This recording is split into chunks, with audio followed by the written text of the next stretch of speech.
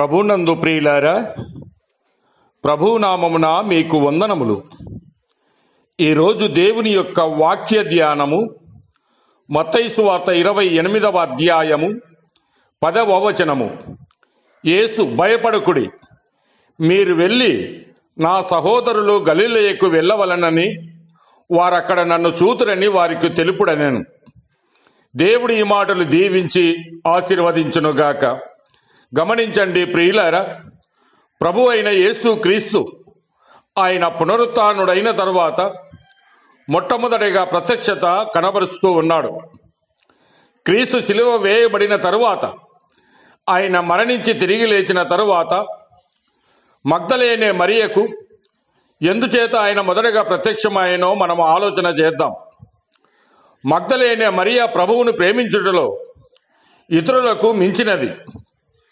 మనము ఎంతగా విశ్వాసులమైన, మనము ప్రభువును ఎంతగా ప్రేమించదమో అంతగా ఆయన ప్రత్యక్షత మనకు లభించును.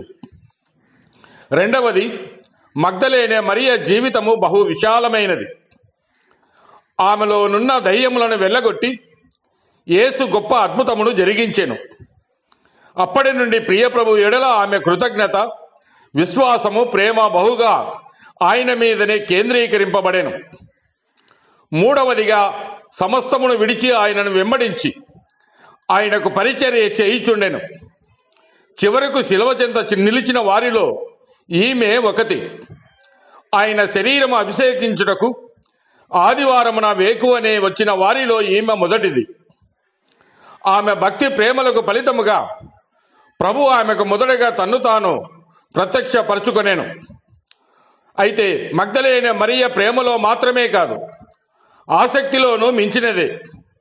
అయితే మగ్దలేనే మరియ ప్రేమ గొప్పదే గాని 3 పొరపాటులు చేయుచున్నది. ఒకటి, మృత్యుంజయుని మృతులలో వెదుకుచున్నది. అమ్మా, ఎవరిని వెదుకుచున్నావు అని ప్రభు అంటూ ఉన్నాడు. నశించిన దానిని వెదికి రక్షించుటకే వచ్చనన్న ప్రభువు ఈమె వెదుకుచూ ఉన్నది. అందులోనూ మృతులలో వెదుకుచూ ఉన్నది. ఆయన అచ్చట లేడు, లేచి ఉన్నాడు. రెండవదిగా, ప్రభు శరీరమును ఎత్తుకొని పోవాలని చున్నది. అయ్యా, నీవు ఆయనను మోసుకొని పోయిన ఎడల ఆయనను ఎక్కడ ఉంచితవో నాతో చెప్పుము, నేను ఆయనను ఎత్తుకొని పోదునని అంటూ ఉన్నది. అనగా ఆమె ఆయన శరీరమును గురించి చింత కలిగి ఉన్నది. మూడవదిగా, మరియ ప్రభువును గుర్తించలేకపోయింది. ఎలాగనగా ఆయన మరణించినని తలంచుచున్నది గాని సజీవుడుగా ఆయన ఎదుట ఉన్నట్లు గ్రహించలేదు. మన అనుభవంలోనూ అనేక పర్యాయములు అలాగే ఉన్నది. మనకు ప్రభువు అవసరము.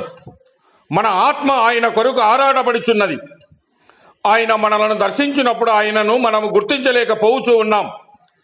అందుచేత ఆయన నుండి ఆదరణ పొందలేకపోవచ్చు ఉన్నాము. ప్రభు చెప్పిన మాటలపై కంటే ఆమె ఎదుట జరిగిన సంభవముల మీద ఆమె తలంపులు ఉన్నవి.